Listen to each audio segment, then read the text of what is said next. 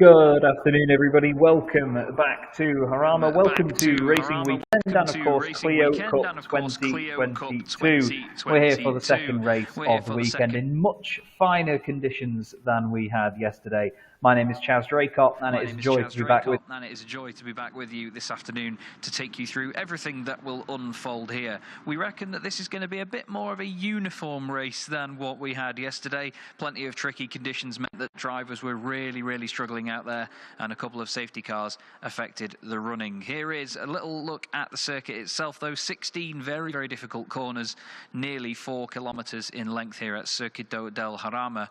And I tell you one thing, nobody really tells you about the undulation of this place as well. It's incredibly steep, especially after you go up towards Sector 2 out of Turn 6. Just there, actually, where the Dunlop Bridge is. It's an incredible climb up that hill. Beautiful conditions, though, this afternoon. As you see, 18 degrees in the air temperature. Quite humid, though, but still, it feels dry when you go outside. But the track is very hot indeed, 36 degrees Celsius. It's 2 pole positions from 2 this weekend, though, from Anthony Girardot. What a fantastic debut this season that is. His teammate Nicolas Milon is alongside him. Alex Royo and Alex Lahoth make up row 2, with Marc Guillot and David Pouget on row 3. Jerzy Spinkovic is second in the Challengers Cup on the grid, in 7th ahead of Jordi Palomeras. Adrian Schimpf and Quinto Stefano make up the same row 5 that we had yesterday, in 9th and 10th ahead of René Steenmetz and Alejandro Schimpf in the 162 car. Mathieu Lannepoudon starts where he started yesterday as well, in 13th place. He's going to hope for some more progress through the field after a tough day yesterday. Then we also have Daniel Nogales in 14th. Nico Abella and Yuso Pantia make up row 8 ahead of Lorenzo Nicoli and Guillaume Mayo. Stefan Polderman and Jacopo Chimenez round out your top 20. William Mazzetti and Lydia Sempere round out your top 22. That's car 22, P22. Emery Chan Unal is 23rd. He started there yesterday as well. He's just ahead of Chen Han Lin in 24th place. 25th, somebody I must apologise to for absolutely butchering his name yesterday, is Luciano Gioia. I was calling him Gioia yesterday for some reason, but it's Gioia. Then it's Joaquin Rodrigo in 26th, Gabriel Alonso 27th ahead of Fabian Julia, who had a moment in qualifying this morning, and a driver that didn't seem to have a very good session at the start of the day. Number 33, Michel Fay, starts at the back. But as you see here, much better. The conditions, a little bit heat haze in the air as well. The TCR and CET race has just finished, so the circuit will have plenty of temperature left in it. Plenty of rubber has been put down as well. But it's going to be a very fun afternoon here, and obviously the 2 men on the front row, both from Milan competition. Anthony Girardot making his debut in the championship for this year, at least this weekend. It's the first time we've seen him this season. He took pole position for the first race, won the first race, and now he's taken pole position again. Interestingly, actually, he is the first driver to take more than 1 pole position this season. Milan and Pouget had 1 apiece at Nogaro, but Girardot has become the first one to take more than 1. Can he also become the first driver to take more than 1 win this season? He shares the honours so far with the aforementioned Milan and Pouget, but also we have had a win for... Actually, sorry, Milan has not had a race win yet this season. I apologise. It's actually Marc Guillot that took the other race win. Nicolas hoping for his first win of the season this time round. The grid all shaped up and ready to go. And any moment now, they will be released. Girardot there in the blue and orange car in the foreground. Nicolas Milan in the Castrol branded machine. Alex Royo in that matte black car as well, with the Agro Trader branding down the side of it. He's definitely one to watch. He's very quick in that number 3 machine.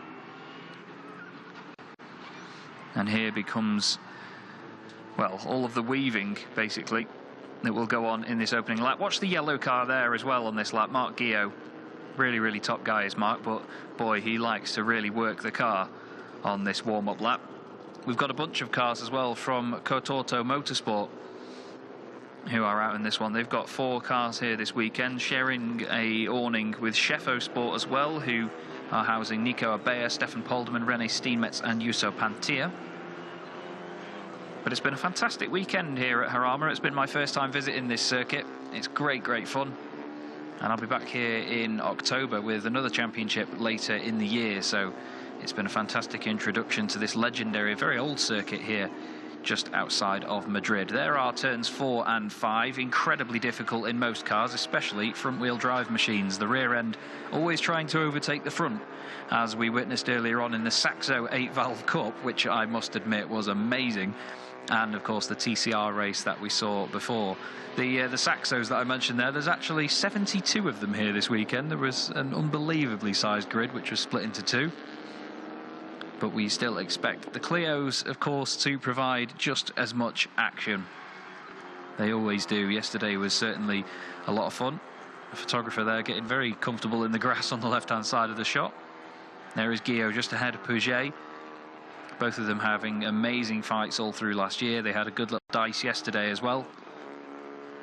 Can't wait to see what they have lined up for us this time. There's Jerzy Spinkovic, finished 4th in yesterday's race. Just missing out on a podium, but a very, very strong performance all the same. He won the Challengers Cup, at least, from Adrian Schimpf and Jordi Palomares. Adrian Schimpf had a big, scary moment, actually, yesterday down the main straight. When the safety car was out, he was warming his tyres, flicking the car one way, then the other, and actually spun the car. There's Nicolas Milan doing a lot of aggressive tyre weaving, same with Marc Guillot. Pouget just drives in a straight line, as do a few cars behind him as well. There's Jordi Palomares in the black and yellow car. Keep an eye on him in this race. Quinto Stefana as well, the head of the gentleman drivers category. There he is in the 69 car. But he's got René Steenmetz right behind him, with the Oranje Dak branding on the car. I actually had a quick chat with René earlier today, and he was telling me that that stands for Orange Roof. So the company that I believe he runs, at least, is a roofing company in the Netherlands, simply called Orange Roof. Does what it says on the tin as well. But a really, really good pair of guys, him and his teammate Stefan Polderman, also running the same branding on the car. Here we go then. The field's starting to queue up. Everybody getting into their necessary positions on the grid. I can hear them out of the window as well. They floor the throttle, spin up the front tyres, get a bit of temperature into them, and then slam on the brakes, so the cars really nosedive. But you can see just how steep that final corner is as well. They build a lot of momentum up as they come out of there, but it's so easy for the car to understeer wide. So they need to be very careful indeed. It's due to be another absolute corker, though, from Clio Cup Europe, so I hope you're ready. If you haven't seen this championship before, then you are in for a real treat. It is always good fun with Clio Cup. And it looks like the final car has made its way onto the grid. That will be Michel Fay at the back. And we wait for the green flag to be waved. Green flag is waved at the back then. The lights will come on. And the second race of the weekend in Clio Cup 2022 from Jarama is underway. And it's not a very good start for Alex Louth, I can tell you that straight off the bat. David Pouget gets around him. Guillaume Mayo there making it almost 4 wide with a couple of other competitors. Gerardo defends the inside, but Royo has got up into 2nd place. Marc Guillot has already got up to 4th as well, and he's challenging Nicolas Milan. Tries to go around the outside of him. There's the 22 of Lydia Sempere. She's got Rodrigo behind. Guillaume and Milan side by side with Pouget in there as well. David Pouget probably came into this race wondering how he was going to try and catch up to Nicolas Milan with so many of his teammates between them. But look at this now, still side by side around turn 4. Nearly runs off the circuit. Oh, there's a bit of a hit there between Palomares and Spinkovic. There's another hit as well. Stefana gets absolutely clattered into. I didn't quite see who that was that went into the back of him there, but I think it might have been Landepoudon. As whoa, very wide there, up turn 6. That's one of the 2 Schimps, I'm sure. Wing mirror missing, or at least falling off on the left-hand side. That might be the 113 car of Adrian Schimpf. But it's Gerardo from Royo, Milan, Guillaume, Pouget. Spinkovic leading the Challengers Cup. Ahead of Palomares and Louth, who had a very poor start. Did not get going anywhere off the line. Back down the hill we go, though, towards the very tricky turns 10, 11 and 12. That little flick to the right does count as a corner. That is 12 at the bottom of the hill, and then they suddenly climb all the way back up again. But look, everybody's slamming on the brakes there. I think that was Nogales locking up the right front, just making sure he didn't hit his teammate, because let's remember, the rule at the very top of the pile in motorsport is don't hit your teammate. But it's all single digits in the top four at the moment. car 5 from car 3, car 1, car 2. Gerardo, Royo, Milan, Guillot. Pouget in 5th position. They fly down the main straight here at Jarama. Incredibly long straight. It's really exhilarating standing on that pit wall as well. I tell you, they get mighty close to that wall, trying to benefit from the side draft. Royo moves to the inside to try and defend from Milan. Nicolas just tries to sell him the dummy somewhat on their way down the straight. But this is great stuff so far. And Guillot now, he's going to be the sort of tail gunner here to try and make sure that David Pouget doesn't overtake. But look at the different lines there. Gerardo takes a really late apex at turn 4. Gets a great run off the corner, but Royo turns in early to make sure that he blocks off any potential attack from the reigning champion, the multiple champion, Nicolas Milan. There's not many in the world as experienced as Nico when it comes to racing Clios, and not many in the world as good as Nico at racing them. He's an incredible driver, a really lovely bloke as well, and he is going to pile all sorts of pressure onto the back of Alex Royo to make sure that Gerardo, who of course is Milan's teammate, can have an easy ride of this. Gerardo using all of the circuit and a little bit more. Looking a bit further down the order in the gentleman drivers category, it's Quinto Stefano from René Steenmetz. Life is made very easy by the timing screen here, with the fact that their surnames both start with the same 3 letters. You have to remember car numbers. Polderman is 3rd in the gentleman drivers class, as you see on the left. They're the drivers highlighted with a yellow square. Polderman 16th. As down the order goes Lorenzo Nicoli. He's flying down the order. Not quite sure what's happened to him. He's always flamboyant and exciting, is Lorenzo Nicoli, but not always for his own benefit, unfortunately. He started this race 17th on the grid, actually. He's dropped down to 23rd place now. And Gerardo from Royo, as you see there, the gap is about half a second at the moment. And look, suddenly Guillot is looking down the inside of Milan now. They may be teammates, but they do race each other hard. Then Pouget in the 15 car that we just saw there. A little bit of no man's land between himself, Jerzy Spinkovic, and then Jordi Palomares. Fastest lap of the race goes to Marc Guillot, so he was really benefiting from that slipstream there. This is great to watch. As look at that, down the inside goes Royo. Is he going to make contact with Gerardo? No. Fantastic stuff to make sure that they don't hit. Tries to go later on the brakes into turn 5. Gerardo leaves him the room, or does he? No, he says, get out there, sunshine. On the exit, the 2 teammates go through as well. And, well, I can tell you that that is not going to go down well at all with Alex Royo. You can imagine that while the outside of the car is still matte black, the inside of it is red and full of red mist right now. Royo will be raging. But what that's done is actually bring Milan and Guillot back into this. Pouget's in it as well, I suppose you could say, in 5th position. But Royo was not left a single inch of room there on the exit of turn 5. He backed out of it to make sure he didn't hit Gerardo, but Gerardo did not want to return the favour, unfortunately, it seems. I'm intrigued to see how that will be looked at later on, but the top 5 still very much together. Jerzy Spinkovic in 6th place has got a fantastic view of it all, much like he did yesterday, actually. The top 3 had a great scrap, while Jerzy just watched from a little bit further back.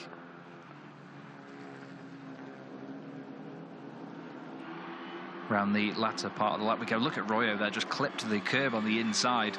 The car really bounced its way through turn 15, around the final corner, turn 16, down the hill. It's almost like going down a giant water slide, and then flying down the straight. Look at them all moving over to the right-hand side, using as much side draft as possible, so the car doesn't have to punch through the air as much near that wall. It's an incredible thing to watch, as Milan's car bouncing so much on the way into turns 1 and 2 there. The back end coming off the ground. There's Stefano, who we just saw coming towards us very much on his own. Identical looking car to Nicolas Milan, only it's number 69, not number 1. And now Nicolas can smell his first win of the season.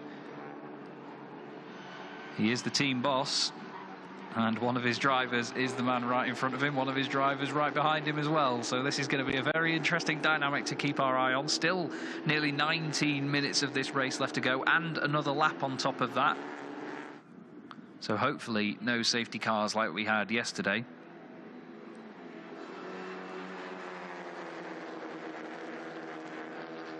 Nogales just moved up the order a little bit there ahead of Polderman. for 16th place. Nicoli moved up, and Emre Can Yunal has just dropped a few places as well. He's now down to 26th position. Looks like Nicoli managed to carry on, so whatever issue he had earlier on was very temporary at least. Must have just had a slight off. This is Jordi Palmeiras. He's got Alex Louth behind him. Louth started 4th on the grid, the head of the Challengers Cup, but just didn't get the car off the line. He really bogged down. They can be tricky little things to get off the line, these Clios. Some drivers do often stall them whenever they're in the paddock or even just pulling out of the pit lane, no matter how much experience you have in them.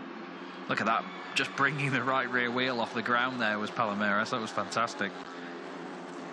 Jordi, very, very good to watch. Same with Alex Louth. Two very exciting young Spanish drivers in the Challengers Cup.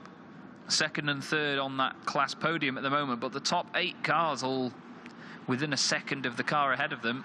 Very, very close indeed. Look at that there. Milan and Gio both bringing the rear end of the car completely off the ground as Louth looks down the inside of Palmeiras. Nothing doing there, though. Now, they don't really want to fight because they want to try and close up onto the back of Spinkovic and hope that he can do the same to Pouget and hope that he can do the same to Alex Royo. Gio very, very close to Milan right now. Him and Nico have worked for so long together on track. They know exactly what the other driver will be thinking. It's really pleasing my OCD at the moment. That is Chen Han Lin and Michel Fai off at turns 1 and 2. Now, if that car is beached, that will most certainly be a safety car. Hopefully he can start it up and get it going again. But that looked like it was quite the hit down into turn 1. We wait to see whether the safety car comes out. I was going to say it's pleasing my OCD that the cars in 2nd, 3rd and 4th are cars 1, 2 and 3, but now I've reminded myself that they're not in positions 1, 2 and 3. I'm not so sure. Big lock up there actually by Nogales. Plenty of smoke coming from the car. There's Lana Poudon and Nicolas Abea. Just a couple of positions up the road. They've got Schimpf and Mayo behind them. That's Alejandro Schimpf in the 162 car. Guillaume Mayo in the 99, probably one of the best looking cars on the grid. He actually won his car won the livery competition last year. Renault holds the livery sort of, it's like a vote for the best livery each season. Guillaume Mayo and his livery's designer won it last time out. There's Schimpf's car with not much of a wing mirror left hanging off the side of it. We've seen fantastic tethers on these wing mirrors before. That sounds like such a sad thing to say, admittedly, but the wing mirrors, they always sort of just hang off the car. They never really fall off. So hats off to whoever makes the tethers for them. And that is Michel Fai pulling over at the side of the road after whatever incident occurred down at turns 1 and 2. He seemed to just have to catch his breath a little bit there. This is Abea just being overtaken by Schimpf. We've got a yellow flag as Gio has gone past Milan and in doing so has folded his wing mirror in, so definitely contact there between the two teammates, it must be said. And now look, Alex Royo thinks, right, this is my chance to come back at you guys here. I'm going to try this one. He gets a cutback on Nicolas Milan, but still just can't quite get in front. I think he might have backed out slightly because there were yellow flags at the corner before that because of Michel Fai's car. But this has all helped Anthony Girardot right now. He's started to clear off at the front of the field. Guillaume still with the fastest lap, but a much bigger gap than we saw before as Pouget seems to have gone down the inside of Royo there. There is the yellow flag down at turn 5. And look, Pouget is alongside Royo. Royo's got the inside for turns 10, 11 and 12. Milan having a bit of a lock up there on the way in. Spinkovic getting close to the back of Pouget now, and just behind that Palmeiras still under pressure from Louth. It's very, very intriguing battles inside the top 10 here. Adrian Schimpf has dropped behind Quinto Stefano, who is now up into 9th place. He leads the gentleman drivers category still from Steenmetz and Polderman, 11th and 17th respectively, those two drivers. But through once again past us at turn 16 they go. Spinkovic's car just jiggling that right rear wheel off the ground. Quite a bit of a dent actually in the back right corner of Spinkovic's car. Not sure if that was from I think that was actually from the battle that he had earlier on. There was contact earlier on in the race, I believe, into turn 5. There is reigning champion Nicolas Milan trying to stick with Marc Guillaume. Marc is incredibly quick. He had a bit of a slow start to 2021. He had some impressive results, but just didn't quite get the chance to pick up any wins until later in the season. They sorted out some engine issues that were plaguing them to start with, and then before you know it, Marc was a winning machine. Nicolas, though, looking very racy behind him, isn't he? He's not leaving a single inch off the back of that bright yellow car in front of him. They called themselves the Power Rangers for a lot of last season. I'm not sure if it was something they've always done, but you had Red Ranger Nicolas Milan, you had Yellow Ranger Marc Guillot, and then the Blue Ranger was Anthony Girardot. Mathieu Lanapoudon's car was sort of like the White Ranger with the black and gold, as that is Schimpf going off earlier on, and that's when the wing mirror seems to have come off. This was the moment when Girardot and Royo had a bit of contact as well. Girardot really squeezing him out wide. A bit of argy-bargy there with Abe and Steenmetz, and that is Lin and Fay after their incident. And that was the moment when Guillot got ahead of Milan, but just at that moment, Royo could not capitalise, it seems. Pouget still in touching distance here, but not quite with them yet. He finished on the podium yesterday, David Pouget. So far this season, he's got 3 podiums. So too has Marc Guillot. They've got 1 win apiece as well. Only difference is that Pouget has a pole position to his name this season. Royo has been fantastic, though. He was fastest in one of the practice sessions as well at the start of the weekend. But look at Girardot right now. There were question marks over Anthony last season because he was very fast. He was very prone to having contact and penalties and little incidents here and there as Milan's car steps out into turn 2. But this is a new Anthony Girardot that we're seeing right now. He has been absolutely phenomenal up to this point. Cars 21 and 58, which is Chen Han Lin, and the number 21 car, I believe, is that Polderman? Yes, it is, Stefan Polderman. 10 seconds added to their race times for jumping the start, unfortunately. So Polderman, I don't think, actually no, I think he will lose his podium spot to Fabien Julia in the gentleman drivers category with that penalty. This is Guillaume Maillot on the back of Nicolas Abeille in the blue and pink car. I do love the livery on both of these machines, really good looking cars. This is the battle for 14th position overall. They're not fighting for a podium either in their respective classes. Both of them in the Challengers Cup, actually. But Nico having his first weekend in the championship. We saw Guillaume back at Nogaro just a week ago at the start of the season. Seems like so long ago now. And then you just saw Lorenzo Nicoli with a train of cars behind him. Joya, Sempere, Pantia, Fabien Julia as well. If that battle carries on, then surely Julia might not gain that podium place in the Gentleman Drivers' Cup back from Stefan Polderman. Anyway, we can worry about the particulars of that a little bit later. There's Girardot really pushing the limits there for Milan competition. He now has the fastest lap of the race, just over 10 minutes to go. And like I was saying, this is a brand new Anthony Girardot we are seeing. He is so fast, always has been, but now he's got the consistency, he's got the level head to go with it by the look of it. This is amazing stuff. It's his first weekend out in the championship this time round. And it looks like he's going to take 2 poles and 2 wins with how things going at the moment for him. Touch wood. I do not want to bring out the commentator's curse on anybody. It's a horrendous feeling. We may laugh about it as commentators, but it is a horrible feeling when you curse somebody. This is turns 4 and 5. You can see just how late he's turning in there for turn 4. And then turn 5, you've got to get all the way over to the left, really tuck the car in. There's a lot of camber there as well, so the circuit really dives down towards the apex. It's all about using that little bit of undulation wherever you can. Alex Louth there just behind Palomeras as they make their way up the hill over the crest at turn 6. That little trio starting to stick together now, actually, with Jerzy Spinkovic just in front. The rest of them just ahead, all locking up as they go into turn 9.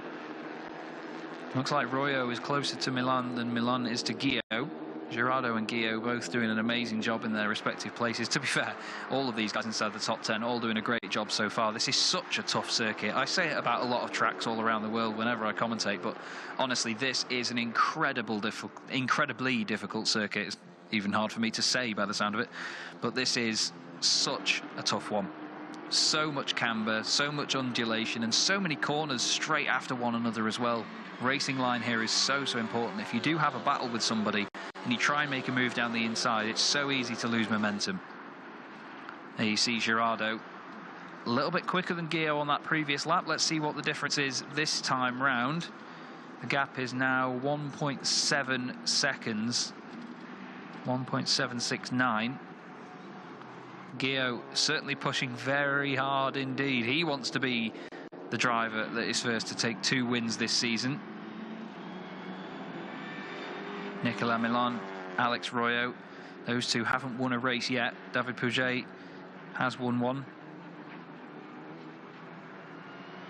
I believe it was the very first race of the season as well at Nogaro. He won the first race after a little bit of a moment and a bit of contact with Marc Guillot, but nothing untoward. As well, hopefully there's nothing untoward here as well. This is Guillaume Mayo and Nico Abea side by side as they go out of turn 2 into turn 3. Long right-hander, then they're going to go hard onto the brakes into 4. Whoa, and he moves over onto the right-hand side. Oh, Guillaume didn't leave all the room in the world there. Don't think Nico will be too happy with that one. You can expect a big send at some point. But wow, he really had to stamp on the anchors there. That was a scary moment for Nico Abea. Luckily, he kept the car in check. It's like a big bowl, that corner, turn 4. So as long as you point the nose of the car inwards, you can pretty much always save it and just hope that the gravity drags you down into the middle of the corner. We've got a couple of drivers dropping places a bit further down. Looks like Pantia and Sempere have dropped down. Now there is Lydia Sempere. It doesn't look like that car wants to go anywhere. I think that front left is caught on the bodywork. Now that may very well be a safety car because that's right on the apex of the corner. It may be on the curb on the inside, but you can't leave that car there. It's a little bit more solid than your average tyre stack, it has to be said. Now 6.5 minutes and a lap left to go in the race, so hopefully we can get that quickly moved if the safety car comes out here, because I do expect to see it. But Nico Abea continues after that very scary moment with Guillaume Mayo. I imagine he won't be too pleased, like I said. They've got Nogales and then Polderman just behind.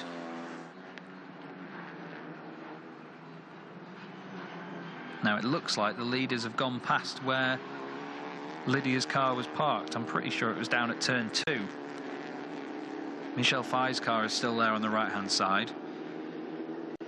Guillaume still second, then Milan third, Royo, then Pouget. Then quite a gap back now, actually, because Spinkovic has been caught up by Palomeras and then Louth, and it's those three fighting for the top honours in the Challengers Cup in this race. So they'll want to keep it clean. None of them want to give up a podium position in their class. You could see Gerardo's car skipping around there through turn 9 as we have double waved yellows down at turn 2. So rather than get the safety car out, we're just covering it with double yellows, which, to be fair, is not a bad shout at all, because it means that the race can continue. It's just that drivers will not be able to overtake down there. They must obviously go through that area with a bit of a reduced speed as well.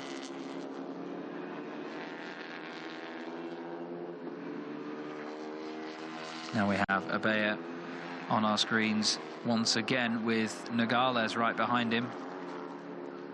That is the shot down at turn 12 as everybody filters their way through.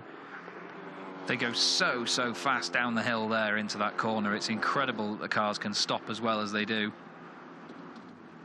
Now here is Gerardo coming towards us once more. You can see how much the car bobbles around on the way in. We'll see if we can just, yeah, Lydia's car is still there on the inside. We just caught a glimpse of it there. This is Mathieu Lannepoudon with Alejandro Schimpf right behind him. René Steenmetz just in front. Schimpf's going to get some wonderful slipstream off this. So too is Mathieu.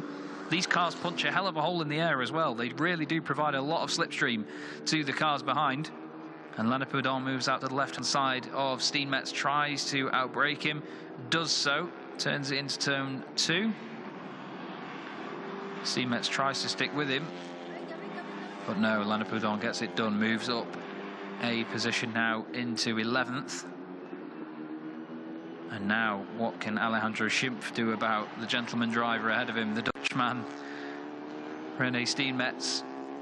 As mentioned yesterday, the car looks different from all angles. It's actually got the Aranyadak branding on the left-hand side of it as well now. But the black wing and the black bonnet on one side looks very unique indeed.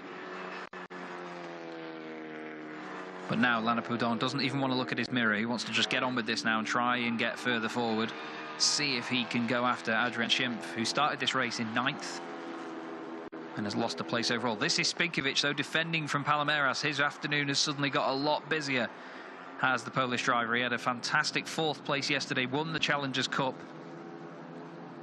Palmeiras finished 3rd in the Challengers Cup to Adrian Schimpf, who got 6th place overall.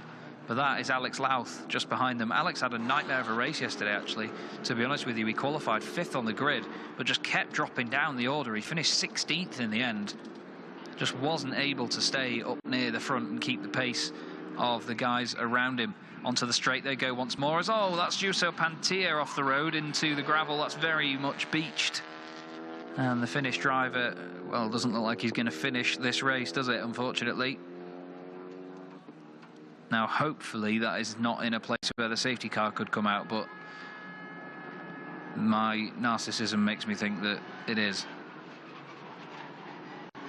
We'll have to wait and see whether the safety car does come out, because we've not got long of this race left to go now. Milan having to suddenly defend from Alex Royo. Royo is so quick, though, in that car, and it looks great as well in that livery. You don't get many black Clio Cup cars in this championship. The cars are usually delivered white, so you often do just see them white with a little bit of colour added to the livery, but it's great to see the matte black and green, great clashing colours of Alex Royo. This is Girardo, though, dark blue car, bright orange stripes down at the day glow orange. Really, this car on camera, it doesn't do justice how bright that machine is, must be said. But Milan trying to hold on to this podium. He's only had 1 podium so far this season as Nicolas Milan. He was 4th after a mistake in the first race at Nogaro, finished on the podium in the second race, but yesterday he was down in 7th position. Very unlike Nicolas to see him outside of the top 3, never mind off the top spot. But what an unbelievable and solid performance this has been by Anthony Girardo. It's going to be 1 more lap to go. They are covering the incidents with yellows. Actually, we may get 2 more laps to go, because we're going to hit 0 on the timer during this current lap that he's just started, and then we'll get 1 more lap after that. But the lead now up to 2.9 seconds for Anthony Girardo. It's been a hell of a debut so far. 2 pole positions, a win yesterday. He was fastest in one of the practice sessions as well. He's been pretty untouchable, to be honest with you. Everybody last season was just talking about how fast Anthony is. But it seemed he was also a bit fast at piling up a repair bill as well. It's unfortunate to say. But this year, completely different, isn't it? Look at it. It's just brilliant to see. Absolutely brilliant to see. Milan still holds on to 3rd place. Guillaume's in a bit of no man's land now in 2nd place. Same with David Pouget.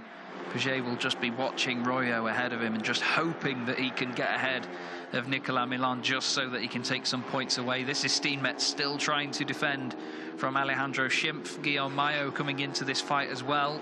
Look at them holding each other up, corner after corner. Steenmetz just putting the car exactly where it needs to. Moves over to the left to make sure Schimpf doesn't go down the inside. Mayo just trying to pick up an opportunity. That is Quinto Stefano just ahead as well, with Adrian Schimpf on his tail. He is leading the gentleman drivers class at the moment, is Quinto. This is Jerzy Spinkovic, Jordi Palmeiras, and then Louth. And then we go back to Anthony Girardo, who still has the fastest lap of the race as well. Girardo coming now through turn 15. Uses the runoff and the curb on the exit, and suddenly he'll fling the car to the right, flat out through turn 16, let it run out to the left-hand side, then get over to the wall as quickly as possible. Across the line he goes then. This is now the final lap here of this race, and final lap of the weekend at Circuito de Jarama. And Clio Cup 2022 has got off to a very, very good start, it must be said, but this progress and this pace by Anthony Girardo has just been amazing. Absolutely amazing so far. Really excited to see what he can do over the rest of the season as well. Gio, great race from him as well. Started 5th on the grid, and with Louth, Royo and Milan ahead of you, well, it's certainly a good couple of positions to make up. But the Spanish sunshine has returned for today, and it certainly looks like the sun is shining down on Girardo. We may have, there was a lot of gravel and dust being kicked up there. I think somebody might have gone off. There's a bit of smoke as well. That's Jimenez in the 82 machine. Now there is a green flag there. That is actually, that's on the exit of turn 9 actually. So I think maybe somebody's had some sort of issue there. Is that where Juso Pantia's gone off? He might have gone off on the way through 7 and 8. But that matters not now, because we've not got a safety car or anything to subdue this race. We're going to go the full distance at pretty much flat out race pace, which is good to see. And Quinto Stefano has dropped down the order considerably. Maybe it's something to do with his car. Stefano has lost the lead in the gentleman drivers category. I've only just seen that change on my timing screen here. So Steenmetz now leads the gentleman drivers from Polderman and Stefano. We'll have to see if we can have a look back at that and see what was what. But what is what right now is Anthony Girardo. Put your hands together, everybody. 2 pole positions, 2 race wins. What a dream debut weekend from Girardo. Amazing performance. Marc Guillot takes another well-earned second place. Milan gets his second podium of the season, just ahead of Alex Royo. Great weekend for him. Now, who's going to win the Challengers Cup? It's going to be Jerzy Spinkovic for the second time this weekend. 6th place over the line, ahead of Alex Louth and Jordi Palomeras. What a brilliant fight that was. Louth gets Palomeras right at the end. Steenmetz, by the look of it, is going to win the gentleman drivers category as well. Polderman is going to come home second in that class, 15th overall. Quinto Stefano, though, after being 9th for a lot of that race, or 10th even, suddenly drops down to 17th. That's a real shame. But Anthony Girardo there, your race winner, and a very well-deserved win it was. What a fantastic drive. Eventually winning the race by 3.8 seconds from Marc Guillot. And if you know Clio racing as well as I do, and how close it always is, you know that 3.8 seconds is a humongous, humongous margin. Really does show you the outright pace that Girardo has for this season. Well-prepared car, of course, with Milan competition. There's not many that can do it like them. But a very, very entertaining race once again. Always something going on in Clio Cup. Guillot takes 4 podiums from 4 this season. And there is Juso Pantia's car, so you can see, yeah, it is the cause of the yellow flags down there at turn 9. Looks like he might have had some sort of contact, but there's your result. Girardo from Guillot and Milan. Then it's Royo, Pouget and Spinkovic wins the Challengers Cup. Louth and Palomeras 2nd and 3rd. Lana Poudon improves up to 9th ahead of Alejandro Schimpf, who will be classified 10th. He's another one of the drivers from the Challengers Cup.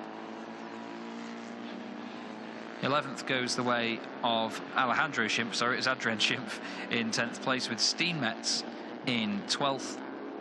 He was ahead of 2 other gentleman drivers there. Polderman in 15th place, and of course Quinto Stefano down in 17th position. We'll have to see what the situation is there between those guys and how that gets figured out. The rest of the order just filters through there. Michel Fay had a bit of a nightmare race actually, and a bit of a nightmare day, it must be said. Not a very good qualifying session at all, and then retiring from the race very, very close to the end. But I hope you enjoyed all of that, everybody. It certainly was a lot of fun. We're going to go through the podiums in just a moment, and we'll hopefully get the clean-up operation underway. There is Lydia Sempere's car, needing some definite attention. It seems like the front left of that car had actually sort of seized into place against the bodywork there, so clearly there was some contact with somebody else. But there is your race winner. Anthony Girardo pulls up to the #1 board for the 2nd time this weekend, 2nd time this season. And it has literally been the perfect weekend for Girardo. Amazing stuff. Absolutely amazing. He may not have taken every practice session. I think he got the fastest lap yesterday as well, you know. So when it comes to the actual races, well, Pepita 2.0, it says on the car. He must be a very, very happy man right now. There's his teammate as well on the right. There he is. Marc Guillot congratulates him on the win. And I'm sure the team boss, Nicolas Milan, will be along shortly to offer his congrats as well. The Milan competition boys are a very close-knit group. Real great bunch of guys. I spent a lot of time with them at Nogaro, and I can tell you that they all have a really, really good time doing what they do. And they're all good at it as well, let's face it. They are one hell of a team. Anthony Girardot getting congrats from personnel as well. And he goes to speak to Nicolas Milan. We have a massive amount of fans as well at the circuit this weekend. It must be said, it's been great to see so many fans back. Obviously, through a number of events last season, there was a limited number of fans, if any, at a lot of the events. Most of the time, the broadcasts were just covering what we couldn't, unfortunately, show the fans in person at the circuit. But it's been a wonderful, wonderful, almost revival of Clio Cup since the COVID pandemic. The season continues to have a massive amount of drivers signed up, and the multiple groups as well. We have Clio Cup Europe, Clio Cup France, Spain and Italy. So the drivers nominate which of those individual championships they would like to take place in or take part in. Certain drivers you will see on the grid at other races as well, where they aren't fighting for an individual group. Marc Guillot, for example, was not fighting for Clio Cup France when we were at Nogaro. He's just racing in Clio Cup Europe this year.